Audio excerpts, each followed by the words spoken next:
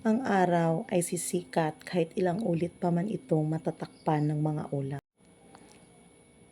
Tayo bilang tao, kailanganin natin magpatuloy kahit ilang beses man nabigo sa mga buhay natin.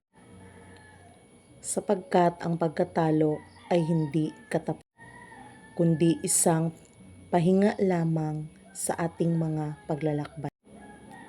Gaano man kabigat ang ulan, lilinaw din ang langit. At gaano man kadilim ang gabi, may umagang maghihintay.